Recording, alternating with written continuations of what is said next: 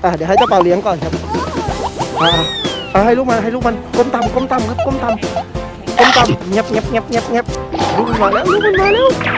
กินไหมเฮ้ยกินเจ้าเป่าเลยเดี๋ยวมาข้างหลังนี่โอ้โหแปลงร่างเป็นเอ็กซ์เลยว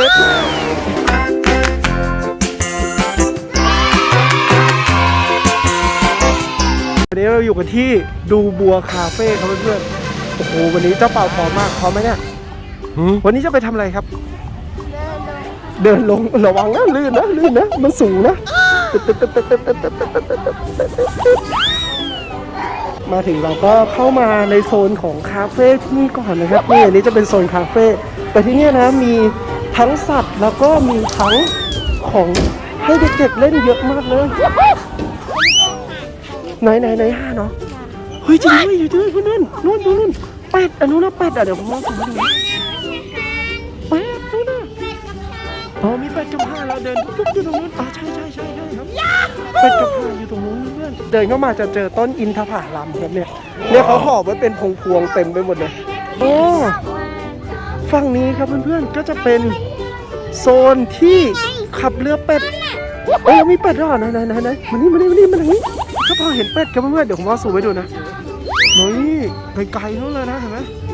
นี่ดูดิใส่ตูดกระดิกอยู่ตรงนู้นเห็นไหมเพื่อนๆวันนี้หนูไม่ขี่อันนี้ก็จะเป็นที่ถีบเรือเป็ดนะเขามีเรือเป็ดให้บริการอยู่โอ้โหดูดิ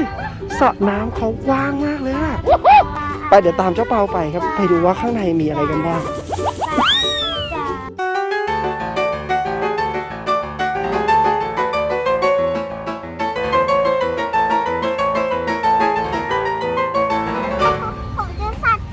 ไหนไปดูนี่พอดีว่าเจ้าเปาเริ่มเจอสัตว์แล้วครับไหนทางไหนเอาเพื่อนไปดูครับไปมันมีสัตว์อะไรอยู่ตรงนี้ครับเพื่อนตามไปดูโอ้เป็นไก่ชิกกี้ครับไหนแล้วก็ลูกของมันมีลูกไก่ชิกกี้ด้วยเพื่อนเห็นไหมเนี่ยตัวเล็กกระเตี้ยเดียวมีลูกมีลูกมา2 ตัวครับไปดูเป็ดกันครับเพื่อนๆตามไปดูดิเป็ดตัวใหญ่มากเลยว้าวมันเริ่มเลยกาเป็ดอาบน้ำในคลองตรงนั้นก็มีตัวหนึ่งครับตรงนั้นก็มีอีกตัวหนึ่งครับนี่ยืนอยู่แบบมองหน้าเรานี่ฝั่งนี้นะครับก็จะเป็นมีอันนี้ก็จะเป็นร้านอาหารของที่นี่นะเป็นที่หนึ่งเดี๋ยวจะมีร้านขายของค่อนข้างเยอะเลยครับก็เดี๋ยวเราเดินดูกันไปเรื่อยๆเนาะเจออะไรครับโอ้สวนสนุกมีกิจกรรมให้เล่นเยอะเลยตรงเนี้ยไปดูตามไปครับมีกิจกรรมนี่ครับปลากระป๋องครับนี่ปลาลูกโป่งปลาเป้าแล้วก็มีของเล่นเต็มเลยมีของเล่นแล้วก็มีขนมเพียบเลยก็จะมีฝั่งที่เป็นอาหารนะครับแล้วพอเข้ามาในโซนข้างในครับเราก็เจอกับเจ้าเต่าสุกาต้านี่ให้เพื่อนๆดูก่อนนะนี่เจ้าเต่าสุกาต้าครับสวัสดีเจ้าเปามาหานะจะไปไหนเล่านี่เจ้าเปาจะเดินไปดูเต่าครับมันไปแล้วโอ้โหเป็ดกาบเรียงกันเต็มเป็นแถวเลยที่นี่นะเพื่อนๆอาหารสัตว์เขาเป็นถุงแบบนี้เลยดูดิแบบเราจะเอาอะไรอย่างเงี้ยเราก็หยอดตู้เอาได้เลยครับโอเคเดี๋ยวเราซื้ออาหารให้สัตว์ก่อนนะครับนี่เดี๋ยวเราจะซื้ออาหารให้กระต่ายนะครับนี่หยอดก่อนอันนี้ให้กระต่ายกับแกะโอเคหยอดเข้าไปช่องนี้ครับแล้วอาหารก็จะหล่นลงมาหล่นลงมาแล้วว้าวดูเอายิบออกมาเรามี2 อันเลยครับเราได้มา2 อย่างนะครับอันนี้จะเป็นอาหารปลาครับเสร็จแล้วอันนี้ของที่เจ้าเปาเป็นอะไรอาหารให้แพะครับนี่แพะมันก็ชอบกินโอเคเราแกะก่อนนะเราต้องให้แพะไม่ทันแกะถุงเลยครับมันก็มารอกันเต็มเลยครับเดี๋ยวให้เจ้าเปาเลี้ยงก่อนครับ ให้ลูกมันก้มต่ำครับก้มต่ำเงียบอันนี้ปลาต่ำถือเลยนี่ให้ตัวบนมั้งเจ้าเปาบอกว่าพ่อไม่ต้องกินเลยให้ลูกกินอย่างเดียวให้ลูกมันกินเนี่ยพ่อมันมาจ้องบอกว่าเจ้าเปาแบ่งฉันบ้างสิมันแอบไอตัวนั้นมันน่าจะเป็นพี่มันครับเงียบน่ารักดูดิงาม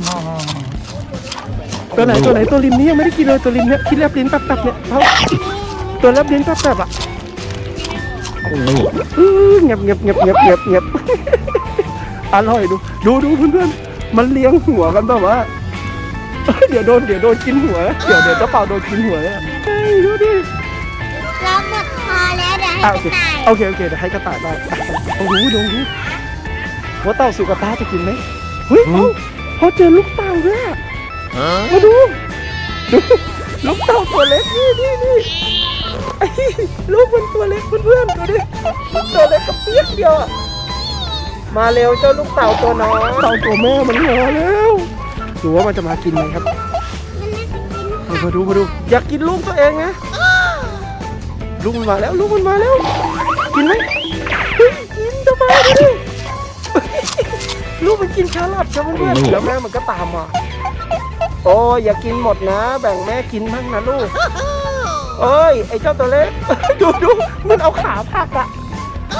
มาแล้วงับโอ้ยฉันตัวเล็กฉันกลับบ้านดีกว่าแม่กินไปเลยนะมันน่าจะชอบกินผักโอ้นี่ไงมันกินไงโอ้ดูดิเงียบเข้าไปแตะหลังมันได้นี่จับหลังมันได้นะเพื่อนๆจับหลังมันได้กระดองมันแข็งครับเต่าสุกตาหมดแล้วเจ้าเปาเดี๋ยวตามเจ้าเปาไปต่อครับดูว่าจะมีสัตว์อะไรให้เราเลี้ยงอีกนี่มีห่านตรงนี้มีห่านเทียบเลยครับเพื่อนๆเห็นไหมนี่โอ้แปลงร่างเป็นเอ็กซ์เลนเลยมาถึงตรงนี้ครับเพื่อนๆเราเจอกวางดาวว้าวเนี่ยอันนี้มันรถเด็กเล่นหนูเล่นไม่ได้หรอกดูดิคันกระตินไหนลองปั่นได้ไหมอึด